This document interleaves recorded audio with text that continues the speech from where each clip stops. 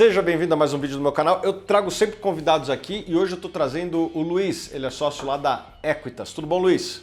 Joia, Thiago. Obrigado pelo convite aí. Para quem não te conhece, brevemente. Eu sou o Luiz Felipe Amaral, sócio gestor, fundador lá da Equitas Investimentos, que é uma casa focada em análise de ações e gestão de recursos e fundos voltados a ações, com um viés aqui de olhar fundamentos das companhias, entender o que está por trás em termos de capacidade das empresas de gerarem valor e crescer, e orientado a investimentos com um horizonte aí de 3 a 5 anos.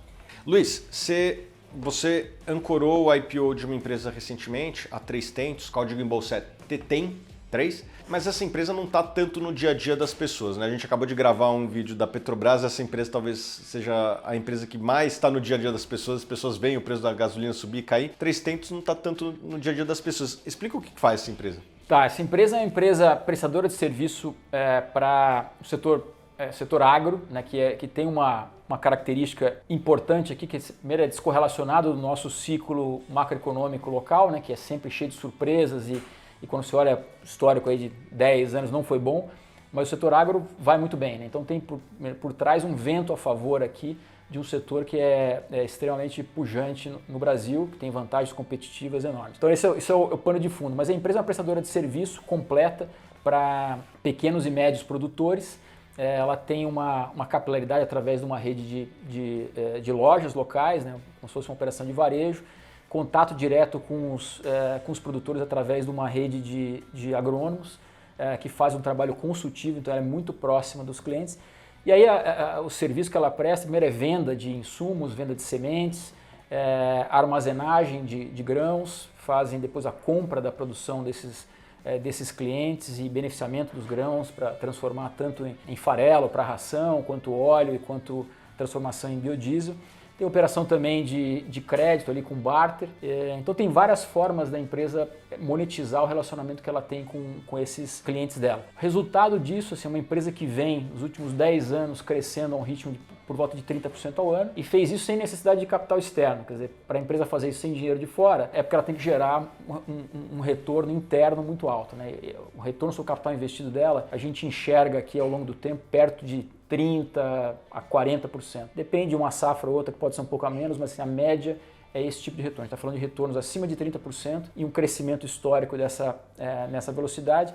Quando a gente olha para a configuração do setor, é um setor ultra fragmentado, a gente vê espaço para eles continuarem crescendo nessa velocidade acima de 20%, 25% por muitos anos, com esse tipo de retorno. Então, se eu te colocar assim, qual seria um múltiplo razoável para uma empresa de um setor que é um setor não vinculado ao ciclo macro Brasil, quer dizer, tem um elemento de diversificação aqui, ou seja, um beta baixo, uma operação com ROIC de 30 e poucos que cresce a 30%. Eu falaria provavelmente, negocia 30 vezes lucro. A Microsoft negocia nesse múltiplo. Pois é, mas não é Microsoft, mas essa negocia perde 10, né? 9, eu falei Microsoft brincando, mas ela é uma empresa que tem um ROIC alto e tem crescimento alto. Sim. Né, e que não está tão exposta à economia brasileira. Eu sei que não tem nada a ver o setor, mas se fizer um teste cego aqui, se for obrigado só a olhar os financials e mostrar essa empresa e falar, cara, isso aqui poderia ser a Microsoft, se olhando o retorno sobre o capital e o crescimento, me geraria dúvidas. Sem dúvida. Se olhar simplesmente os financials, é isso mesmo. Acho que tem os outros elementos ali do que uma empresa tem por trás de diferenciais, os moats delas, que da Microsoft são muito, muito fortes, empresas de tecnologia, software e tudo mais. Mas é isso mesmo, os números em termos de crescimento, retorno, são altíssimos, né, e justificariam múltiplos bem mais altos do que a gente enxerga hoje no mercado. E a razão para isso é compreensível também, né? Ela vem foi uma das últimas empresas que fez a IPO nessa janela de IPO recente, dos últimos 2 anos. Não tem par na bolsa. Não tem par. Difícil comparar. Eu acho até que tem pouca inteligência analítica voltada para o agro. O agro ele é de certa forma jovem no mercado de capitais, né? Lembra um pouco como era mais ou menos o mercado de imóveis, real estate, que tinha as construtoras, começaram a surgir as construtoras uns 15 anos atrás, as empresas de propriedades, né? BR Malls, BR Properties, Iguatemi, Multiplan, etc. Não tinha analistas e o pessoal era meio perdido. Me parece que acontece algo parecido com o mercado agro aqui. Como não tem muito analista... Não, é isso mesmo, você não tem nem acho que até nos bancos, né, nos times de research, quando vai encaixar lá na cobertura, você tem que pegar e encaixar na cobertura de alguém que não olha. Botar junto com o Vale aí, que é commodity. É um pouco disso, a empresa que está meio num limbo em termos de cobertura, de entendimento, tem pouca gente que conhece em profundidade, a gente já viu alguns relatórios que ainda são super otimistas, falam que é para comprar ação e tal, mas que deu para entender que o analista ele não entendeu nos detalhes, na profundidade que... Não os da Suno. Os da Suno... Os da Suno não. Os da Suno, eu digo dos bancos de sell-side. Eu entendo que esse desconto que essa empresa tem, que essa ação tem, está muito em função de não ser acompanhada e da situação toda, né? Veio nessa última onda de IPOs, os IPOs tudo foram muito maus, enfim. Ela não sofreu tanto quanto outros IPOs, né? Vamos também... Eu acho que ela poderia estar valendo mais, mas, pô, teve IPO aí, caiu 70%, 80%, não foi o caso dela. Luiz, essa empresa ela é muito forte do Rio Grande do Sul e está começando uma operação no Mato Grosso, né? O Mato Grosso é o estado maior produtor hoje, né? Cresce bastante a produção. O Rio Grande do Sul cresce, mas cresce bem menos. Já são áreas mais consolidadas. O Mato Grosso ainda tem muitas áreas a serem exploradas. Tem a questão da logística que está melhorando muito, que permite que outras regiões um pouco mais distantes comecem a ser competitivas também. Você acha que a empresa vai conseguir replicar no Mato Grosso o mesmo sucesso que ela teve no Rio Grande do Sul? Eu acho que sim, mas sempre tem o risco disso. Acho que tem algumas características diferentes, né? O estado do Rio Grande do Sul com o Mato Grosso. Um é o que você comentou, né? O crescimento do Mato Grosso é muito maior do que o Rio Grande do Sul. O Mato Grosso, no final das contas, é a fronteira de produção de soja no mundo, né? Onde expande, e esse é um vento a favor aqui que beneficia a empresa. Por outro lado, a característica de clientes também é um pouco diferente, são produtores maiores, né? Então o valor agregado dessa empresa é muito maior para o pequeno e médio produtor. O cara maior, mais estruturado, mais com cara de empresa, ele busca soluções de serviço diretamente e tenta não deixar tanto dinheiro na mesa para o prestador de serviço. Mas ainda assim, a composição que a gente vê no Mato Grosso tem muito espaço para um cliente onde eles agregam muito valor para crescer em cima desse cliente. Então eu vejo chance deles replicarem. O que a gente está vendo agora, as primeiras lojas que estão colocando, a primeira loja que colocaram, a premissa é que seriam margens menores no Mato Grosso, mas está vindo o resultado muito parecido com o que eles têm no Rio Grande do Sul, então assim, está vindo bem melhor do que poderia se esperar. E acho que para a empresa tem um benefício também de ela sair do Rio Grande do Sul e para essa área de fronteira, que é o Mato Grosso, em termos de diversificação climática. Você tem uma questão importante aqui, ela não tem exposição direta ao preço da commodity, mas ela tem exposição à saúde financeira dos clientes dela naquela região.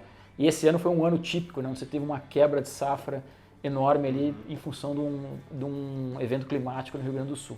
Então ela ter uma parte da operação dela em outros lugares acho que é extremamente saudável para a companhia. Luiz, a gente conversando antes aqui, você falou, eu não sou tão fã de dividendos quanto você, Thiago. Eu até fiquei surpreso com esse comentário, porque eu não me considero um grande fã de dividendos. Eu gosto de ganhar dinheiro, né?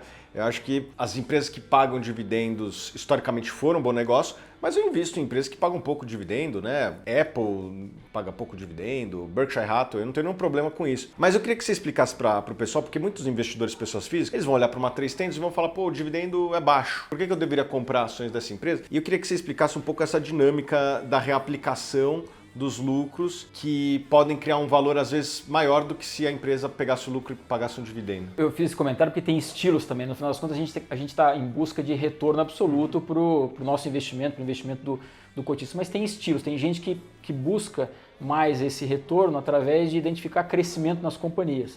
Geralmente crescimento, a contrapartida disso é um preço, né, um múltiplo mais alto. E quem busca dividendos, na verdade, são geralmente empresas que crescem menos, que têm menos oportunidade de reinvestimento, em que os fluxos de caixa estão mais próximos, né, coisas mais previsíveis de curto espaço de tempo.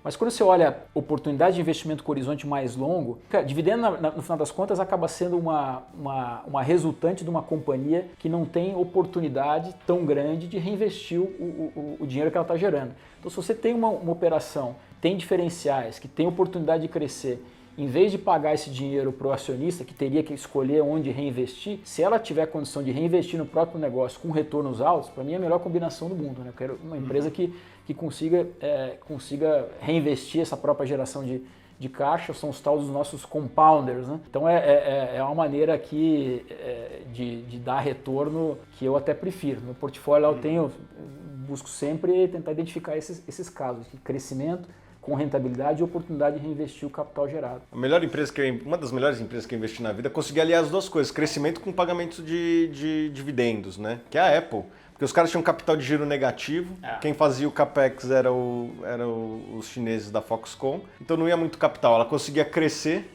pagando para o acionista, no caso dela recompras e um pouquinho de dividendo lá, mais recompra.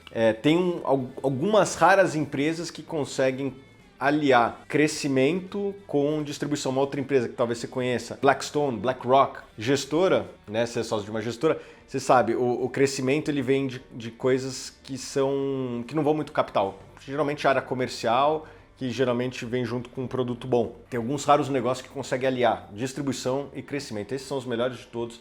Não à toa que você pega a ação dessas empresas que eu citei, é lá para cima. Qual outra empresa que você lembra que tem essas características? No Brasil é raro, né? A B3, talvez? B3, um caso aqui. Geralmente são combinações de empresas que são poucas intensivas em capital, né? Pouco intensivo em capital, e se pegar uma combinação com pouco intensivo em capital e monopólio, que é o caso de B3, você tem essa característica aí de crescimento que tem a ver com expansão do mercado, sem a necessidade de investimento tão grande. Então a empresa consegue crescer e pagar dividendo. Eu gosto de Três Tentos, né? Eu acho que é uma empresa que tem esses ventos favoráveis, né? A urbanização da Ásia, os indianos, chineses, paquistaneses, toda essa turma aí, egípcios, né? A África também tá crescendo bastante, né? Tem crescimento populacional. E, nigerianos, essa turma toda ganhando mais, né? Passando ali da renda per capita mais ou menos de uns $2.000 por ano, né? Que é muito pouco se você for ver, é quase R$1.000 por mês, menos de R$1.000 por mês, né? Quando o cara começa a ganhar mais que isso, o consumo de carnes ele cresce 2, 3 vezes o PIB, né? E tem vários países muito populosos no mundo todo que estão atravessando essa fronteira, e consumo de carne vai gerar mais consumo de grãos, né? Um quilo de carne de frango, mais ou menos, vai uns 3 quilos de soja, né? Entre soja e milho, obviamente que tem uma mistura ali, né? Então, a Ásia se urbanizando e ganhando mais vai levar um consumo maior de grãos e vai beneficiar quase todos os players da cadeia aqui do agronegócio, principalmente dessa cadeia. Então tem um vento favorável, crescimento, eu gosto disso. É uma empresa que tem controlador, tudo mais constante eu prefiro, isso daí, né? Um sócio que tem experiência, que dorme pensando naquilo, né?